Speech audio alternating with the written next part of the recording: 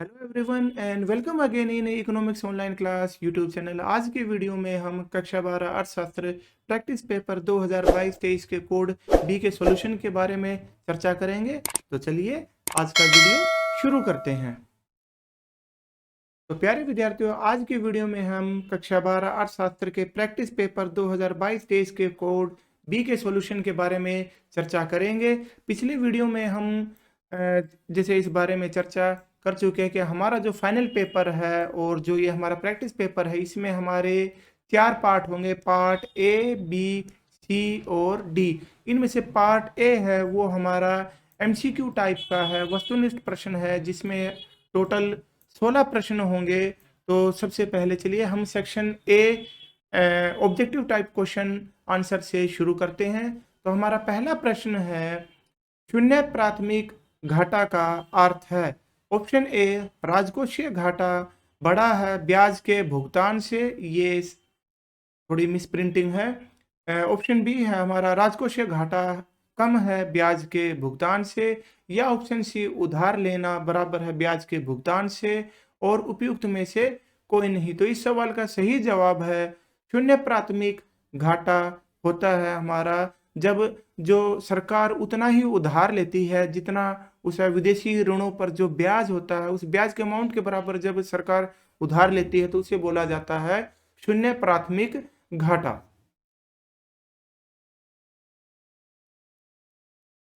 और जो प्राथमिक घाटा होता है, जो हमारा प्राइमरी डेफिशिएट होता है, उसका सूत्र होता है प्राथमिक घाटा बराबर है राजकोषीय घाटा माइनस ब्याज का भुगतान।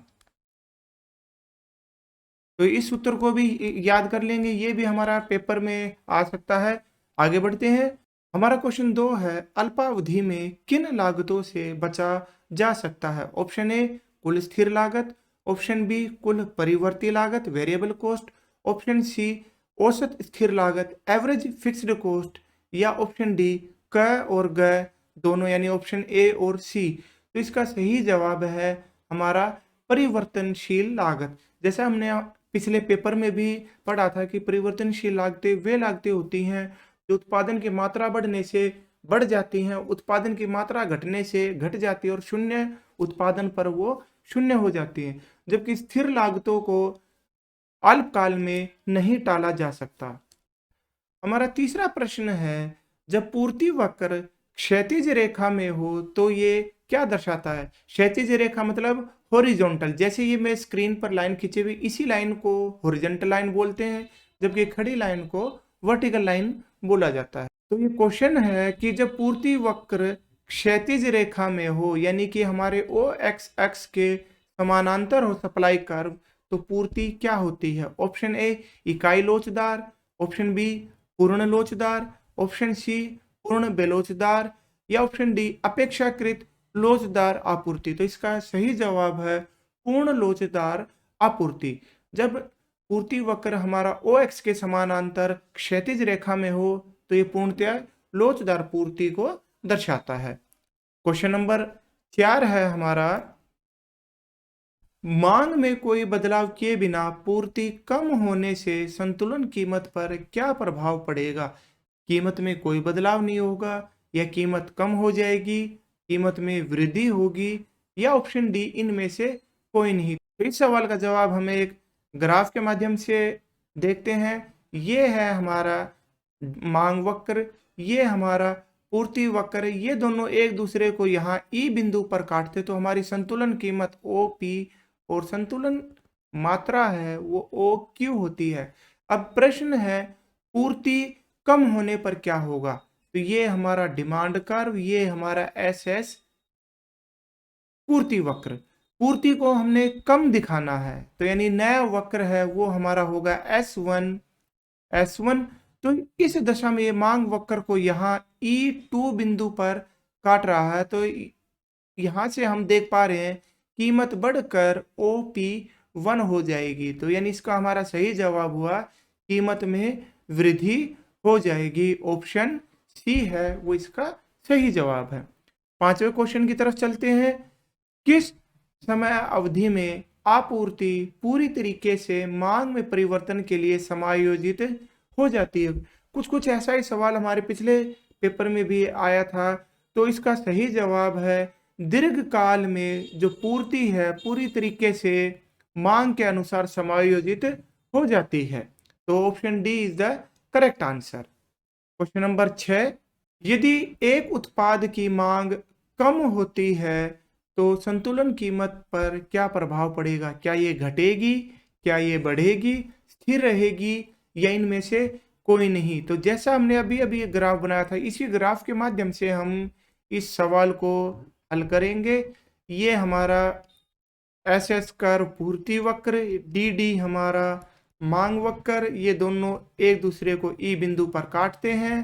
तो हमारी संतुलन कीमत ओ पी और संतुलन मात्रा ओ क्यू हो जाएगी। सवाल के अनुसार मांग कम हो जाए, तो मांग कम हो जाए तो हम मांग को कम दिखाएंगे, जो कि नया मांग वक्र होगा हमारा D1 D1। तो ये इस पूर्ति वक्र को यहाँ E2 बिंदु पर काट रहा। तो यहाँ पर हम देखेंगे तो हमारी जो संतुलन कीमत है वो घटकर OP1 और संतुलन मात्रा भी घटकर OQ1 हो जाएगी। तो इसका सही जवाब हो गया ऑप्शन ए।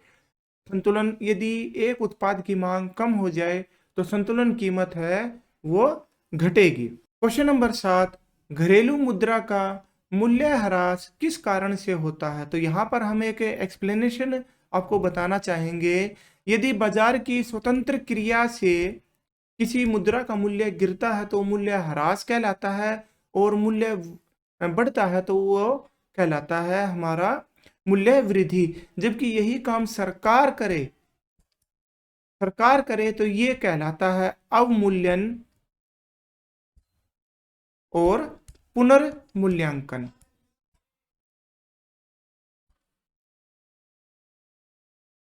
पुनर्मूल्यांकन।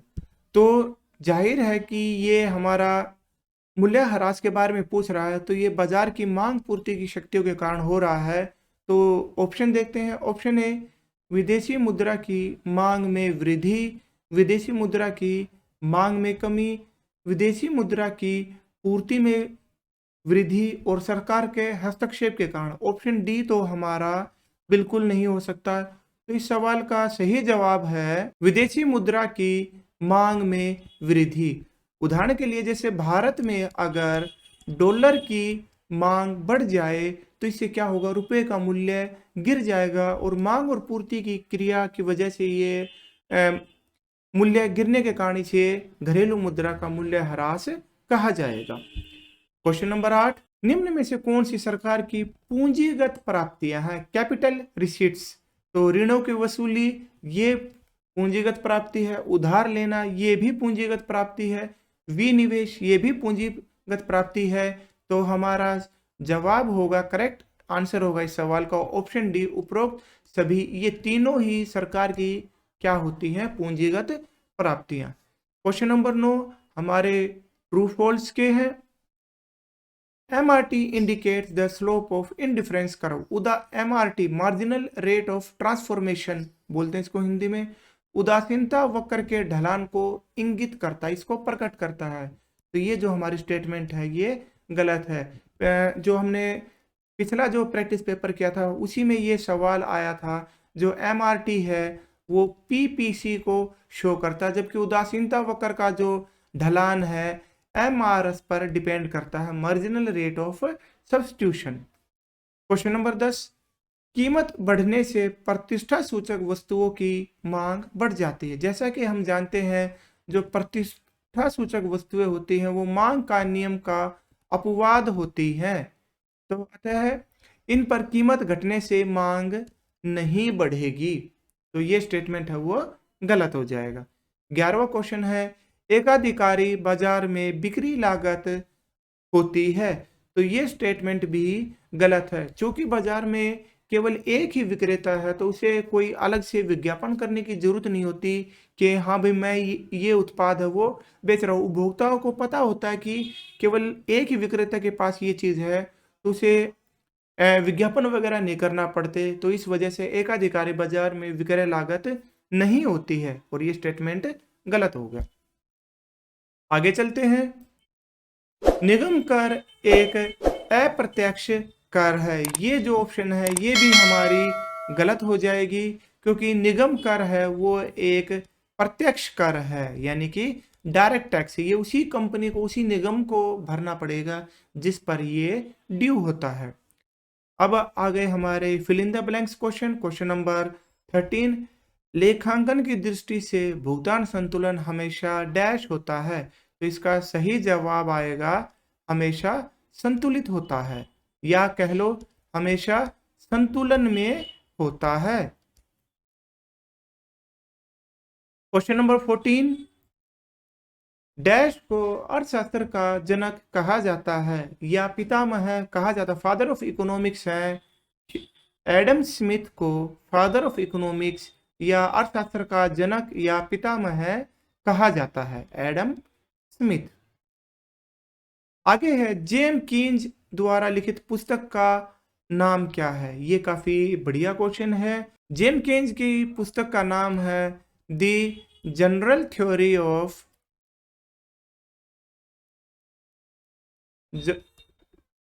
Employment money, employment interest and money.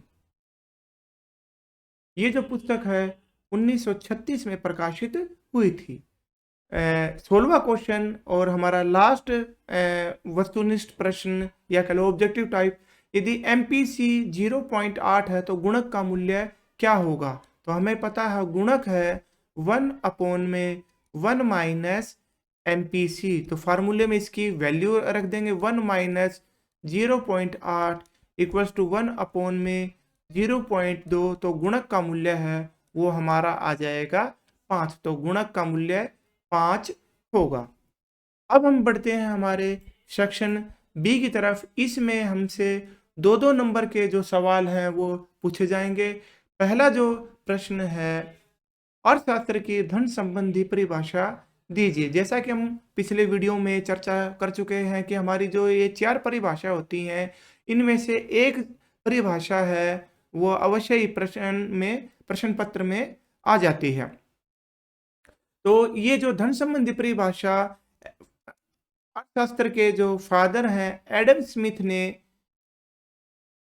1776 में प्रकाशित अपनी पुस्तक वेल्थ ऑफ नेशन में दी थी। तो अर्थशास्त्र की धन संबंधी परिभाषा क्या है? एडम स्मिथ के अनुसार अर्थशास्त्र राष्ट्रों के धन की प्रकृति तथा कारणों की खोज है। हमारा तीसरा प्रश्न है, उत्पादन कैसे करें, केंद्रीय समस्या का व्याख्या करें। तो उत्पादन कैसे करें ये हमारी केंद्रीय समस्याओं में हमारी दूसरी समस्या है, और इस समस्या का दूसरा नाम है तकनीक की समस्या। तो उत्पादन कैसे करें ये समस्या वर्णन करती है कि जो अर्थव्यवस्था में जो हमने वस्तु और सेवाओं का उत्पादन करना वो हमने किस प्रकार करना है। उत्पादन की हमारी 2 तकनीकें होती हैं जिन्हें हम कहते हैं LIT और CIT, यानी कि लेबर इंटेंसिव टेक्निक और कैपिटल इंटेंसिव टेक्निक, जिसे हिंदी में बोलते हैं श्रम प्रधान और पूंजी प्रधान तकनीक। तो जो अर्थव्यवस्था है उस तकनीक को चुनेगी जिससे उत्पादन की लागत है वो कम से कम आए। तो इस समस्या को तकनीक के चुनाव की समस्या भी कहते हैं। तो ये हो गया हमारा उत्पादन कैसे करें केंद्रीय समस्या की व्याख्या। क्वेश्चन नंबर 4 है हमारा, सीमांत प्रतिस्थापन दर को परिभाषित कीजिए। मार्जिनल रेट ऑफ सब्स्टिट्यूशन को हमने डिफाइन करना। तो कैसे करेंगे? अभी थोड़ी देर पहले ही हमने कहा था कि ये जो टर्म है वो हमारे आईसी कर्व से रिलेटेड है, यानी कि तटस्थ वक्र इंडिफरेंस कर्व। तो सीमांत प्रतिस्थापन दर वह दर होती है जिस पर उपभोक्ता X वस्तु की एक अतिरिक्त इकाई के लिए वाई वस्तु की जितनी इकाइयां त्याग करने के लिए तैयार होता है उसे ही हम बोलते हैं सीमांत प्रतिस्थापन की दर। और ये जो दर है निरंतर कम होती जाती है। इसे घटती सीमांत प्रतिस्थापन दर का भी नियम भी कहते हैं। तो इसका कारण क्या है? जैसे जैसे उपभोक्ता के पास किसी वस्तु की इकाइयां बढ़ती जाती है उसे उस वस्तु को प्राप्त करने की जो इच्छा होती है उसकी गहनता भी कम होती जाती है और उपभोक्ता उस वस्तु की अतिरिक्त इकाई के बदले में जो त्याग करने के लिए तैयार है वो त्याग लगातार कम होता जाता है। एक छोटे से उदाहरण से हम इस चीज को बहुत आसानी से समझा सकते हैं। मान लीजिए कोई आदमी है बिल्कुल प्यास से मर रहा है, बिल्कुल कहते हैं ना, मतलब जैसे उसकी जान निकलने वाली है, तो वो एक गिलास पानी के लिए शायद 10,000 रुपए देने के लिए भी तैयार हो जाएगा। परंतु एक गिलास पीने के बाद, दूसरे गिलास पीने के बाद, तीसरे गिलास के लिए शायद वो 10,000 रुपए नहीं दे, क्योंकि तब तक उसकी प्यास काफी हद तक है वो मिट चुकी है। तो इसे ही हम अर्थशास्त्र की भाषा में बोलते हैं सीमांत प्रतिस्थापन दर। आगे बढ़ते हैं। क्वेश्चन नंबर 5, कीमत विभेद क्या होता है? कीमत विभेद है वो हमारी एकाधिकारी बाजार की विशेषता होती है। तो कीमत विभेद क्या होती है कि अलग अलग उपभोक्ताओं से उस वस्तु की अलग अलग कीमत वसूलना। उदाहरण के लिए जे जैसे बिजली विभाग है किसानों को रियायती दर पर बिजली देता है, जो हमारे घरों में आती है वो सामान्य दर पर हमसे बिजली के चार्ज लेता है, और जो उद्योगों से है वो महंगी दर पर बिजली चार्ज करता है। तो यही कहलाता है कीमत विभेद, यानी एक ही वस्तु की अलग अलग उपभोक्ताओं से अलग अलग कीमत वसूलना। क्वेश्चन नंबर 6, आय के चक्रीय प्रवाह से क्या अभिप्राय है? तो आय के चक्रीय प्रवाह से हमारा अभिप्राय अर्थव्यवस्था के विभिन्न जो क्षेत्र होते हैं, विभिन्न क्षेत्रों में जो मुद्रा का प्रवाह होता है उसे ही आय का चक्रीय प्रवाह कहा जाता है। अर्थव्यवस्था में जो प्रवाह होता है इसे हम दो भागों में बांट सकते हैं। एक होता है हमारा मुद्रा का प्रवाह या मौद्रिक प्रवाह, और दूसरा होता है हमारा वस्तु और सेवाओं का प्रवाह जिसे हम बोलते हैं वास्तविक प्रवाह। तो जो मुद्रा का प्रवाह होता है उसे ही आय का चक्रीय प्रवाह कहा जाता है। तो और अर्थव्यवस्था के क्षेत्र कौन कौन से हैं? तो ये है हमारे क्षेत्र हाउस होल्ड क्षेत्र जिसे हिंदी में बोला जाता है गृहस्थ, एक होता है हमारा प्रोड्यूसर यानी उत्पादक, एक होती है हमारी गवर्नमेंट यानी सरकार, और एक होता है हमारा ROW रेस्ट ऑफ वर्ल्ड यानी शेष विश्व। तो यानी अर्थव्यवस्था के इन चारों क्षेत्रों के बीच में जो मुद्रा का प्रवाह होता है, जो आय का प्रवाह होता है, उसे ही आय का चक्रीय प्रवाह कहा जाता है। क्वेश्चन नंबर 7, वास्तविक जीडीपी का क्या मतलब है? What do you mean by real GDP? जब एक देश में उत्पादित सभी वस्तुओं और सेवाओं को, गुड्स एंड सर्विस का जो बाजार मूल्य है,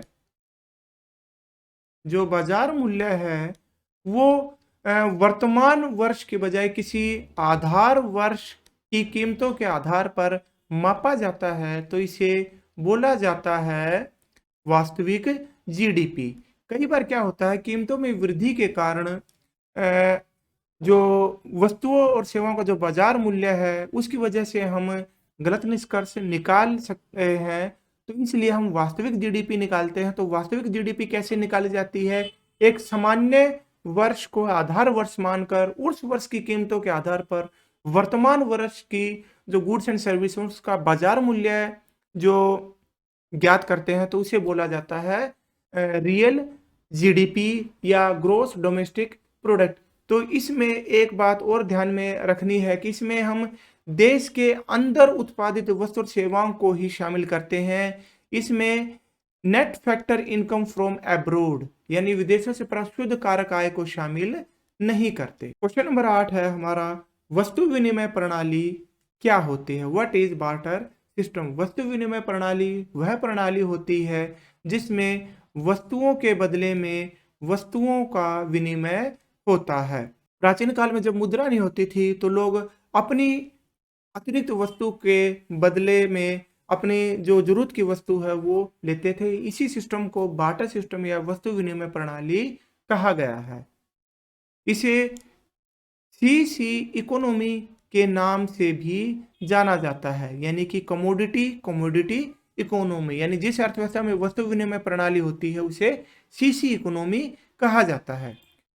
अब आता है हमारा सेक्शन सी, जिसमें हम 4 अंक वाले प्रश्नों के बारे में चर्चा करेंगे। तो हमारा क्वेश्चन नंबर 9 है, कारक के बढ़ते प्रतिफल की अवधारणा को अनुसूची यानी शेड्यूल और वक्र की सहायता से समझाइए। कारक के बढ़ते प्रतिफल अल्पकाल में लागू होते हैं जब स्थिर साधन के साथ परिवर्तनशील साधन की एक अतिरिक्त इकाई का प्रयोग किया जाता है, तो जो हमारा उत्पादन है वो बढ़ती दर के साथ बढ़ता है। इसे बढ़ती सीमांत उत्पादकता या घटती सीमांत लागत के नाम से भी जानते हैं। तो इसको हम एक टेबल की सहायता से भी दिखा सकते हैं और एक ग्राफ की सहायता से। तो हम इसको कैसे दिखाएं? हम इसके दिखाएंगे जैसे भूमि की इकाई। तो भूमि की इकाई 1 1 1 और 1। उसके बाद श्रम की इकाइयाँ, श्रम की इकाइयाँ हमारी हैं वो बढ़ती जाएंगी क्योंकि श्रम हमारा परिवर्तनशील साधन है जबकि भूमि है वो स्थिर साधन है। इसके बाद हम दिखाएंगे कुल उत्पाद। तो कुल उत्पाद की तालिका हमें याद करने की आवश्यकता नहीं है। हम क्या करेंगे, हम सीमांत उत्पाद को बढ़ता हुआ दिखाकर कुल उत्पाद का अनुमान आसानी से लगा सकते हैं। तो हम इसको बना सकते हैं जैसे 2 4 6 8। तो इसकी सहायता से हम कुल उत्पाद आसानी से ज्ञात कर लेंगे। 2 इनको जोड़ते चलेंगे, 6 12 और 20। अब हमने इसका ग्राफ बनाना है, तो ग्राफ भी हम आसानी से बना सकते हैं। इसका ग्राफ है वो हम बनाएंगे तो कुछ इस प्रकार बनेगा। तो ये है हमारा टोटल प्रोडक्शन। इसे हम कारक के बढ़ते प्रतिफल की अवस्था कह सकते हैं। क्वेश्चन नंबर 10 है हमारा, नियंत्रण मूल्य तथा समर्थन मूल्य की अवधारणा की व्याख्या कीजिए। जो नियंत्रण मूल्य होता है इसे हम MRP के नाम से भी जानते हैं, यानी मैक्सिमम रिटेल प्राइस। ये वो उच्चतम कीमत होती है, ये वो हाईएस्ट प्राइस होता है जो उत्पादक को अपनी वस्तुओं के बदले में प्राप्त होता है। जैसा कि हम अपने दैनिक जीवन में देखते हैं, सभी वस्तुओं पर हमें MRP मिलता है, यानी कोई भी उत्पादक MRP से ज़्यादा जो कीमत है वो नहीं वसूल कर सकता।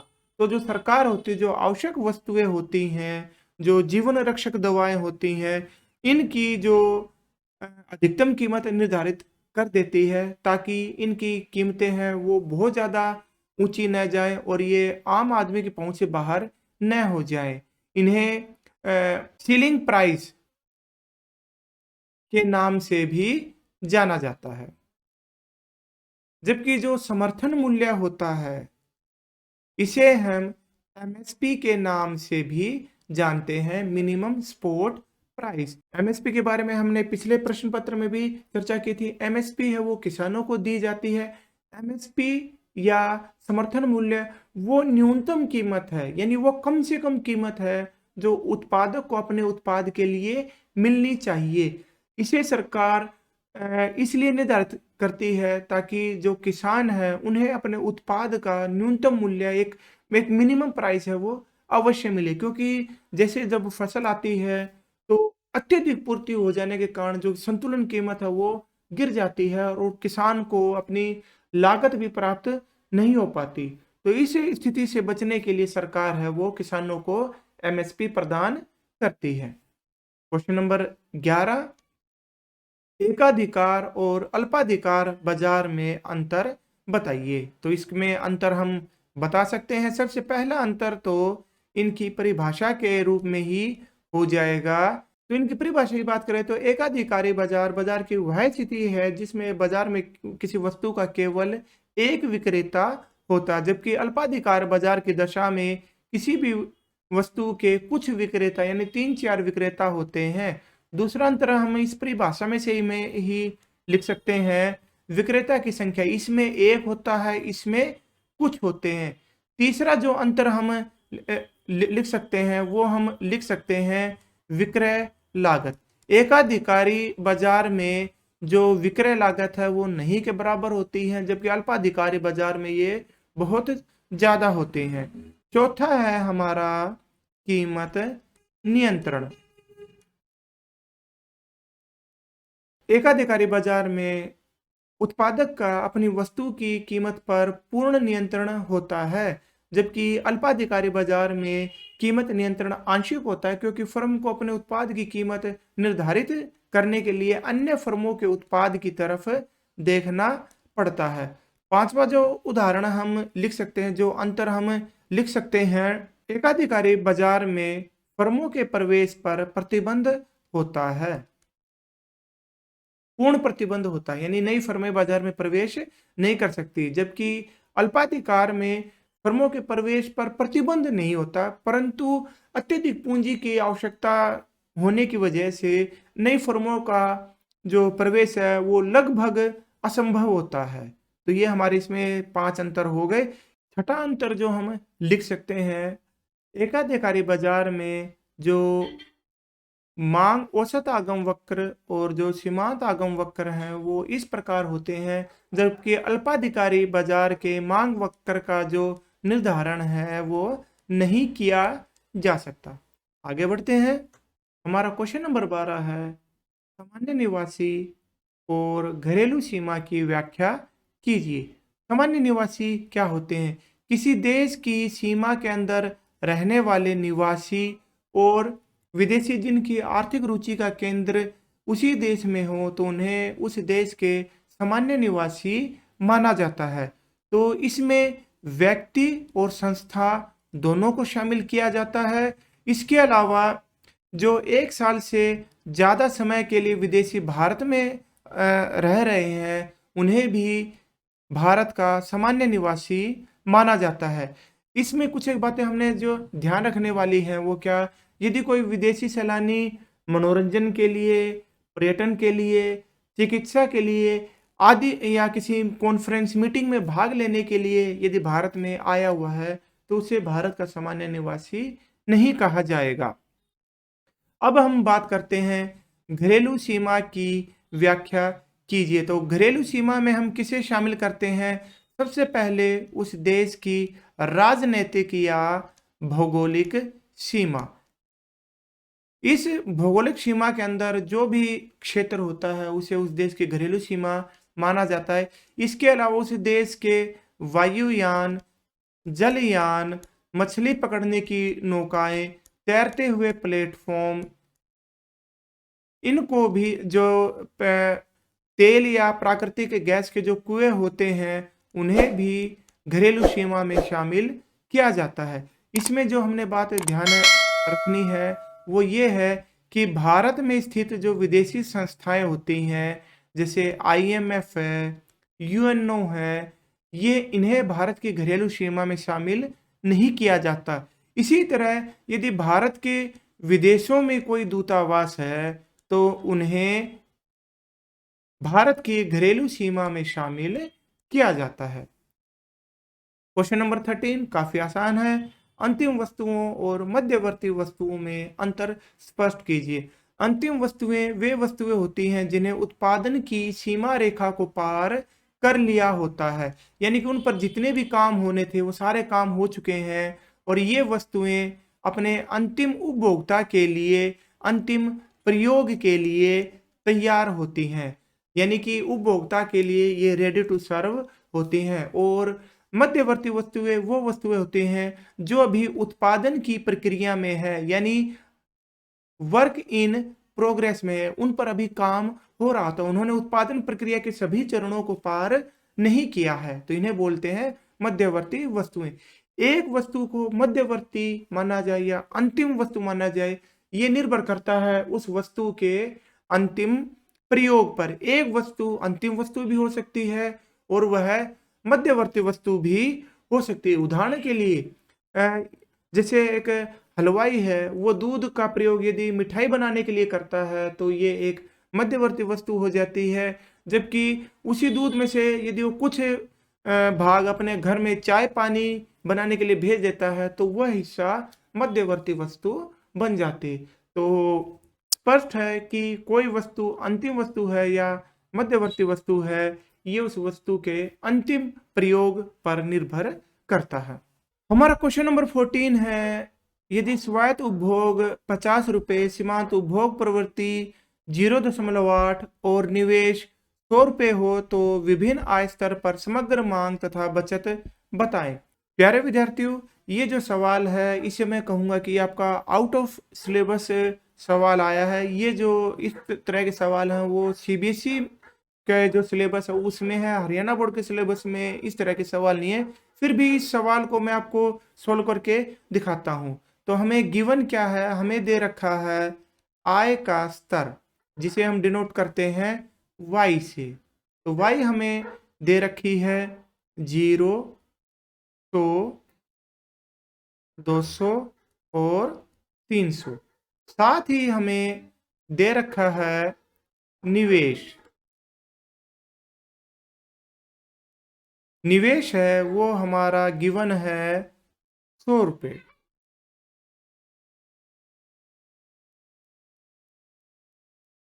क्वेश्चन में हमने ज्ञात करना है कि समग्र मांग और बचत को बताएं। तो यानी हमने जो समग्र मांग ज्ञात करनी है वो ज्ञात करेंगे। तो जो हमारी समग्र मांग, जो एग्रीगेट डिमांड होती है, वो होती है हमारी C प्लस आई, यानी कंजप्शन उपभोग और निवेश का टोटल। इसके अलावा जो हमने ज्ञात करना है वो है ज्ञात करनी है बचत।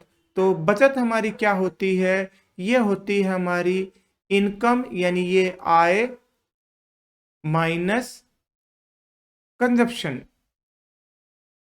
y माइनस सी है वो होती है हमारी सेविंग। तो यहाँ पर हमने सबसे पहले कंजप्शन को ज्ञात करना है।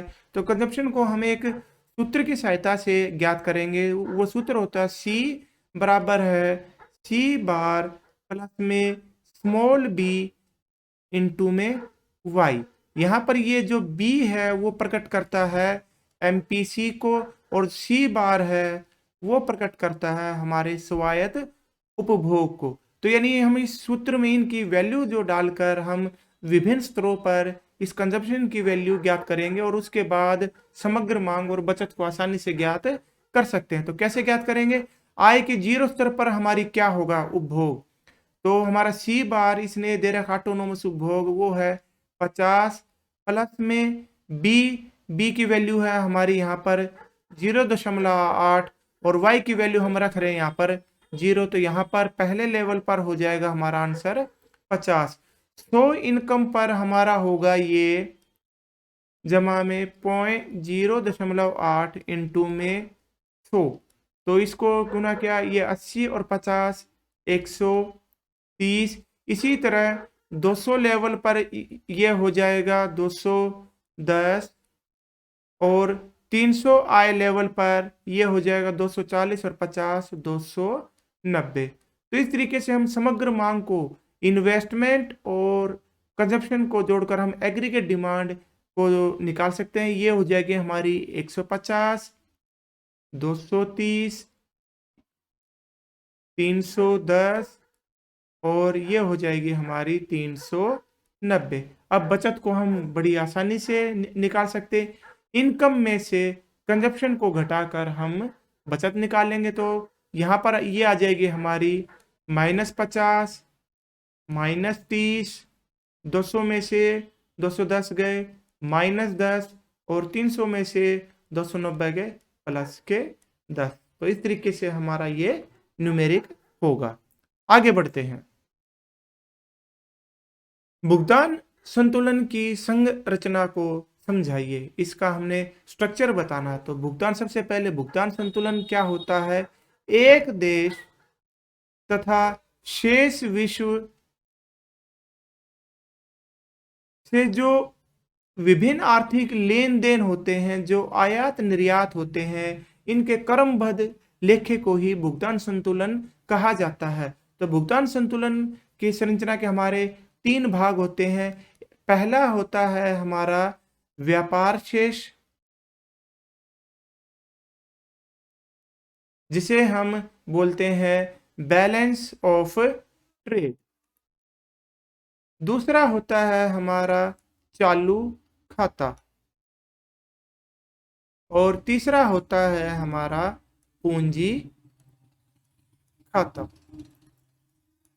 तो व्यापार शेष में हम केवल दृश्य मदों को शामिल करते हैं, यानी कि केवल वस्तुओं के आयात निर्यात को शामिल किया जाता है, और इसके शेष को ही व्यापार शेष कहा जाता है। चालू खाते में हम 3 मदों को शामिल करते हैं। इनमें वे मदें शामिल होती हैं जो हैं दृश्य मदें, यानी कि वस्तुएं, अदृश्य मदें यानी कि सेवाएं, और एक पक्षीय स्थानांतरण।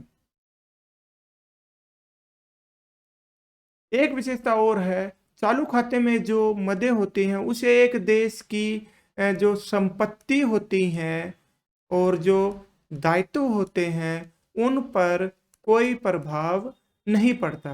पूंजी खाते में हम उन मदों को शामिल करते हैं जिनसे किसी देश की संपत्तियां घटती या बढ़ती हैं, या दायित्व हैं वो घटते या बढ़ते हैं। तो ये है हमारे भुगतान संतुलन की संरचना। क्वेश्चन नंबर 16, एकाधिकारी प्रतियोगिता बाजार की विशेषताओं की व्याख्या कीजिए। तो एकाधिकारी प्रतियोगिता क्या होता है, मोनोपोलिस्टिक कंपटीशन क्या होता है? एकाधिकारी प्रतियोगिता बाजार की वह स्थिति है जिसमें किसी भी वस्तु के कई विक्रेता पाए जाते हैं और अनेकों क्रेता होते हैं। प्रत्येक विक्रेता की वस्तु है वो दूसरे विक्रेता से भिन्न होती है।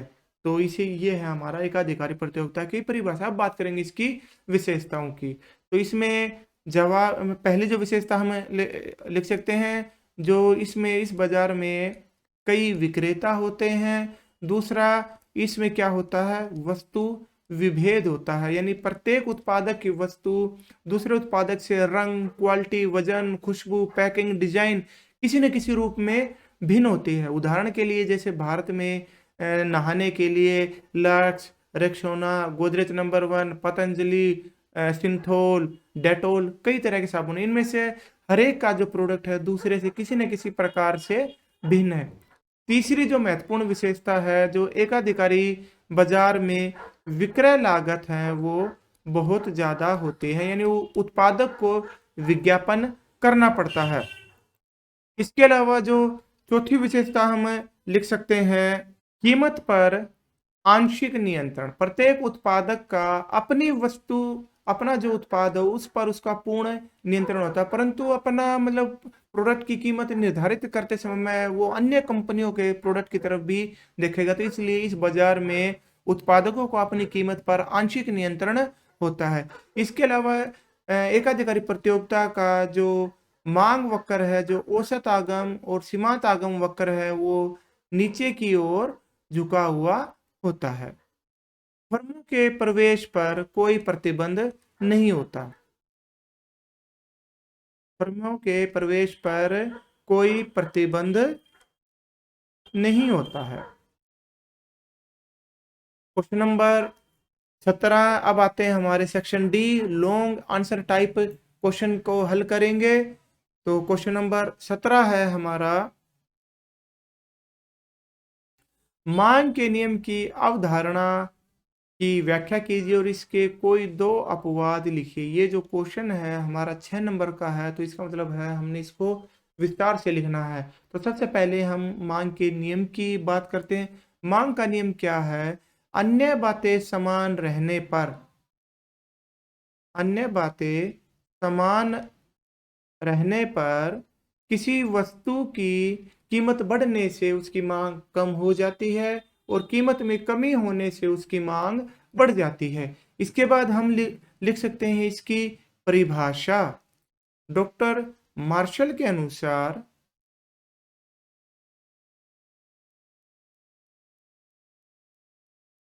मांग का नियम हमें यह बताता है कि कीमत में कमी होने से वस्तु की मांग में वृद्धि होती है तथा कीमत में वृद्धि होने से उस वस्तु की मांग कम हो जाती है। अब इसमें हम इसके मांग के नियम की मान्यताएं भी लिख सकते हैं।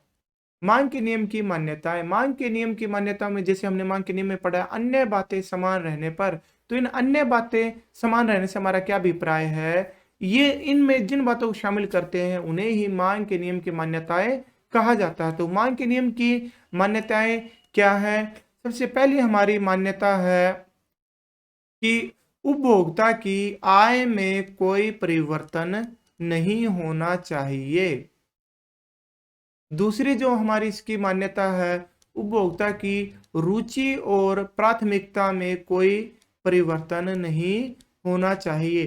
तीसरा जो इसका अंतर है, संबंधित वस्तुएं जो होती हैं यानी हमारी स्थानापन्न और पूरक वस्तुएं, उनकी कीमत में कोई परिवर्तन नहीं होना चाहिए। और चौथी हमारी मान्यता है कि भविष्य में वस्तु की कीमतों में परिवर्तन की कोई संभावना नहीं होनी चाहिए।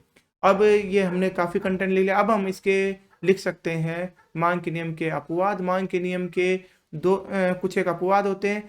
सबसे पहले मांग का नियम गिफन वस्तुओं पर लागू नहीं होता है। दूसरा है हमारा प्रतिष्ठा सूचक वस्तुएं।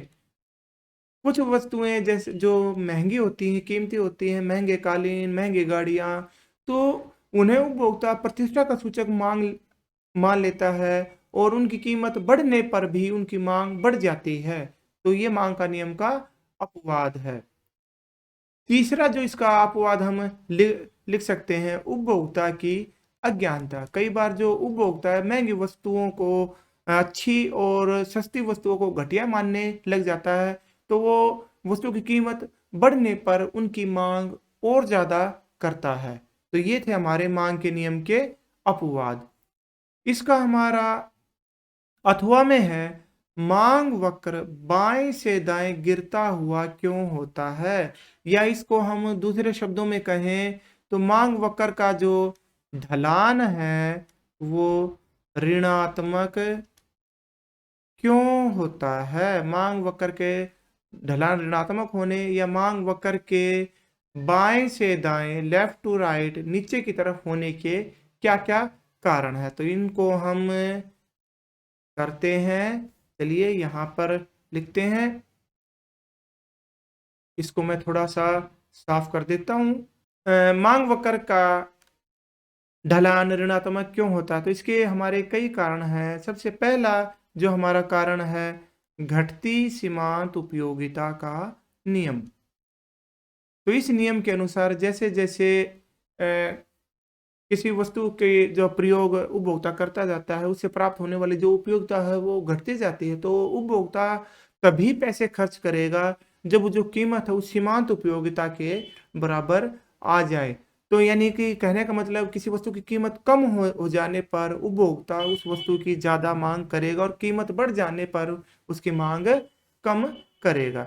दूसरा जो इसका हमारा कारण होता है वो होता है आय प्रभाव। किसी वस्तु की जब कीमत बढ़ जाती है तो उपभोक्ता की वास्तविक आय कम हो जाती है और किसी वस्तु की कीमत घट जाने से उपभोक्ता की वास्तविक आय बढ़ जाती है। इसे ही आय प्रभाव कहा जाता है। तो इसकी वजह से भी कम कीमत पर अधिक मांग और अधिक कीमत पर कम मांग की जाती है। तीसरा जो हमारा कारण है, प्रतिस्थापन प्रभाव।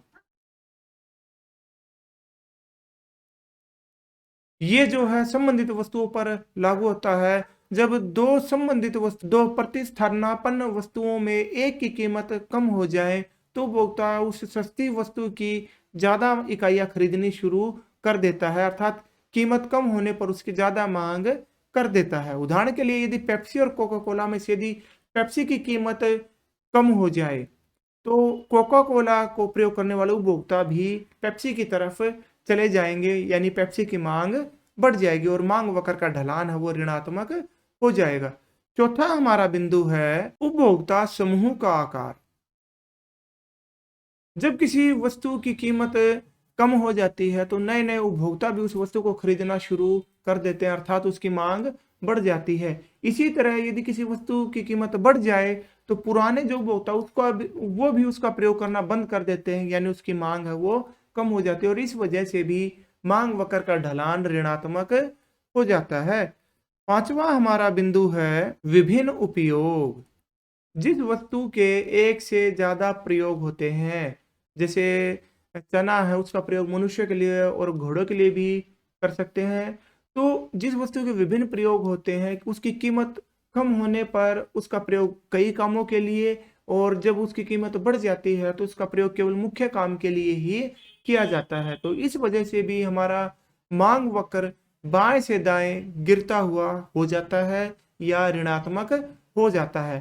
तो ये थे हमारे मांग वक्र के बाएं से दाएं गिरते हुए के कारण। क्वेश्चन नंबर 18, समझाएं कि मुद्रा कैसे वस्तु विनिमय प्रणाली की समस्याओं का समाधान करती है। तो कहने का मतलब ये है कि हमने वस्तु विनिमय प्रणाली की समस्याओं का वर्णन करना है और हमने ये एक्सप्लेन करना है कि मुद्रा के आने से ये समस्याएं कैसे दूर हो गई। तो सबसे पहला था हमारा जैसे आवश्यकताओं के दोहरे संयोग की आवश्यकता नहीं। मुद्रा के आविष्कार होने से आवश्यकता के दोहरे संयोग की आवश्यकता नहीं है। अब मेरे पास जो वस्तु उसे मैं बेचकर मुद्रा प्राप्त करता हूं और जो वस्तु मुझे चाहिए उसके बदले में मुद्रा देकर उस वस्तु को प्राप्त कर सकता हूं। जबकि वस्तु विनिमय प्रणाली में यदि मेरे पास कपड़ा है और मुझे गेहूं चाहिए तो मुझे ऐसा व्यक्ति ढूंढना पड़ेगा जिसके पास गेहूं एक्स्ट्रा हो और उसे कपड़े की जरूरत हो। इसे ही आवश्यकताओं का दोहरा संयोग कहा गया था। दूसरा जो वस्तु विनिमय प्रणाली की समस्या थी वो थी हमारी मूल्य की समान इकाई।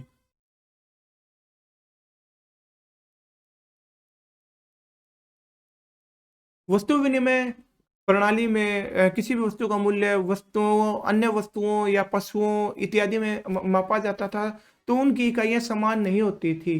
परंतु मुद्रा के आविष्कार से सभी वस्तुओं के लिए मूल्य की समान इकाई है वो उपलब्ध हो गई है। एक 100 रुपए का नोट चाहे वो नया है या पुराना है, उसका मूल्य है वो समान ही रहेगा।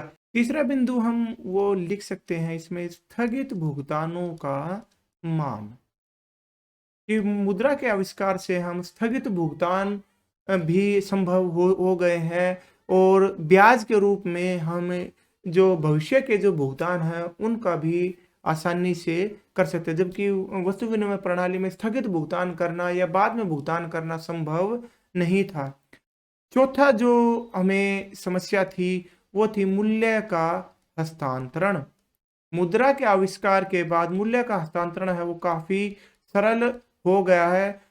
वस्तु विनिमय प्रणाली में जो धन है वो वस्तुओं या पशुओं के रूप में ही होता था, तो उन्हें एक स्थान से दूसरे स्थान तक ले जाना काफी मुश्किल होता था। पांचवा बिंदु है इसमें मूल्य का संचय। मुद्रा के आविष्कार के बाद जो मूल्य का संचय है वो काफी सरल हो गया है।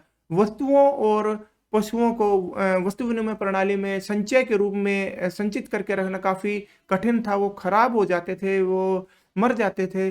परंतु हम पैसे को तिजोरी में, बैंक में संचय कर सकते हैं। तो मुद्रा ने इस समस्या का भी समाधान कर दिया। इसके अलावा हम एक दो बिंदु और लिख सकते हैं। साख का निर्माण। मुद्रा के आविष्कार के बाद बैंक है वो साख का निर्माण है वो कर सकते हैं, जबकि वस्तु विनिमय प्रणाली में ये संभव नहीं था। इसमें अथवा का क्वेश्चन है, केंद्रीय बैंक तथा वाणिज्य बैंक के बीच में अंतर बताइए। तो केंद्रीय बैंक किसी भी देश का केंद्रीय बैंक होता है, सर्वोच्च बैंक होता है जो संपूर्ण बैंकिंग प्रणाली पर नियंत्रण करता है। जबकि वाणिज्य बैंक उसे कहते हैं जो दो काम करता है, एक तो जमा स्वीकार करता है और जनता को ऋण देता है। दूसरा जो अंतर हम इसमें लिख सकते हैं कि केंद्रीय बैंक का जो उद्देश्य है वो जनता की सेवा करना होता है, जबकि जो वाणिज्य बैंक है वो लाभ कमाने के उद्देश्य से काम करते हैं। तीसरा जो बिंदु है, केंद्रीय बैंक को नोट जारी करने का अधिकार होता है, जबकि वाणिज्य बैंक को नोट जारी करने का अधिकार नहीं होता। चौथा बिंदु है, जो केंद्रीय बैंक है वो सरकारी होता है, सरकार के नियंत्रण में कार्य करता है, जबकि जो वाणिज्य बैंक है वो निजी और सरकारी दोनों हो सकते हैं। पांचवा जो अंतर जो हम इसमें लिख सकते हैं कि केंद्रीय बैंक है वो बैंकिंग प्रणाली पर नियंत्रण रखता है, जबकि वाणिज्य बैंक आरबीआई या भारत के केंद्रीय बैंक के नियंत्रण में कार्य करते हैं। और जो अंतर हम इसमें लिखना चाहें तो लिख सकते हैं कि केंद्रीय बैंक का जनता के साथ सीधा संबंध नहीं होता, जबकि जो वाणिज्य बैंक है जनता से जुड़े हुए होते हैं।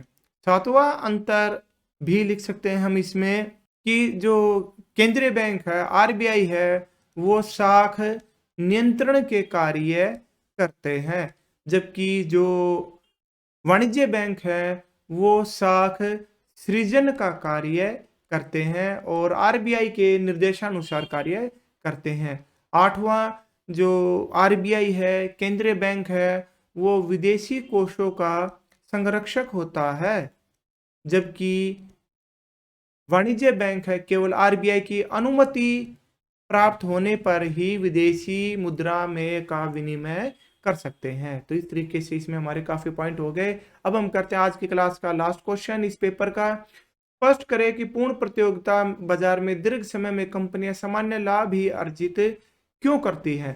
तो इसका हम उत्तर लिखेंगे। तो सबसे पहले तो हम लिखेंगे दीर्घकाल किसे कहते हैं।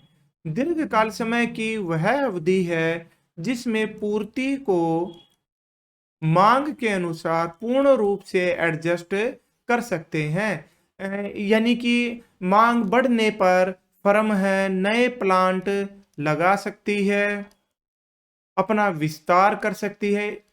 इसी तरह मांग में कमी होने पर फर्म अपने प्लांट को बंद कर सकती है, कुछ फर्में बाजार छोड़ के जा सकती है या अपना संकुचन भी कर सकती है। यानी फर्मों के पास इतना समय होता है। दीर्घकाल में फर्मों को केवल सामान्य लाभ ही प्राप्त होते हैं। इसका कारण क्या है, इसको भी देखते हैं। थोड़ा सा हम इसको वो कर प्रश्न जगह बना रहे। सामान्य लाभ ही अर्जित क्यों क्यों करती है। जैसे हमने बताया कि फर्मों के पास एडजस्टमेंट के लिए पूरा समय होता है, तो यदि दीर्घकाल में असामान्य लाभ होगा, असामान्य लाभ होगा तो इससे क्या होगा, बाजार में नई फर्में आ जाएंगी। नई फर्में आने से क्या होगा, बाजार में पूर्ति बढ़ेगी, कीमतें कम हो जाएंगी और फर्में फिर से सामान्य लाभ ही, नॉर्मल प्रॉफिट ही कमा पाएंगी।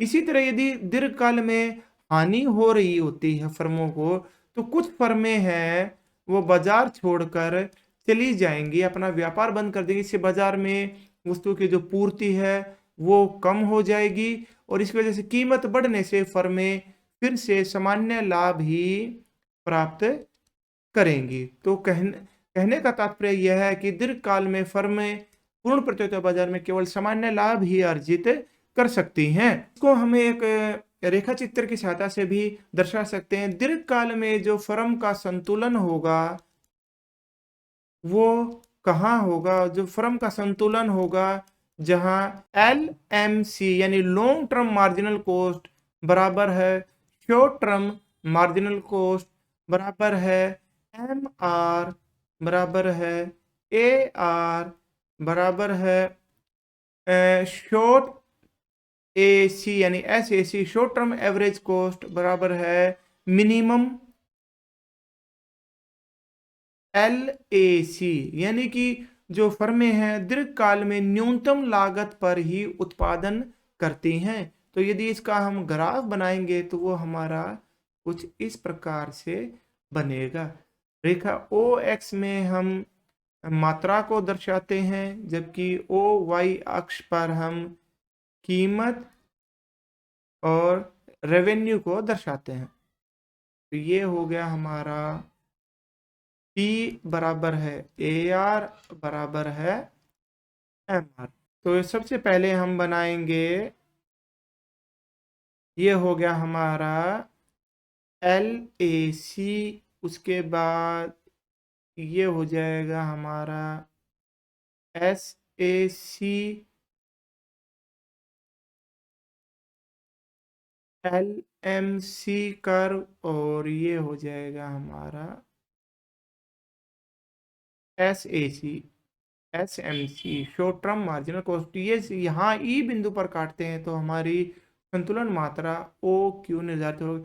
क्योंकि ये जो प्रश्न है वो 6 नंबर का है, इसलिए हम इसकी रेखा चित्र की व्याख्या भी कर सकते हैं कि हमने OX एक्स पर मात्रा को दर्शाता था, OY पर कीमत और आगम को लागत आगम को दर्शाया है। P है वो हमारा AR और MR है।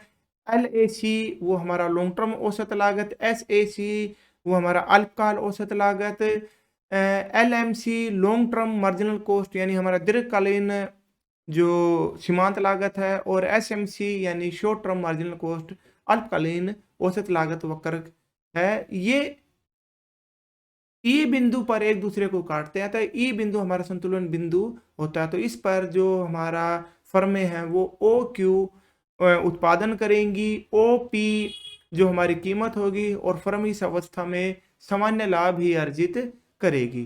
तो प्यारे बच्चों, ये था हमारा हरियाणा बोर्ड कक्षा 12 अर्थशास्त्र प्रैक्टिस पेपर 2022-23 कोड बी का सॉल्यूशन। आशा है आपको ये सब अच्छे से समझ में आया होगा। ऐसे ही और वीडियो पाने के लिए हमारे चैनल से जुड़े रहिए। ऐसे ही यूजफुल वीडियो लेकर हम जल्द ही आपके सामने फिर से हाजिर होंगे। तब तक के लिए जय हिंद, जय भारत।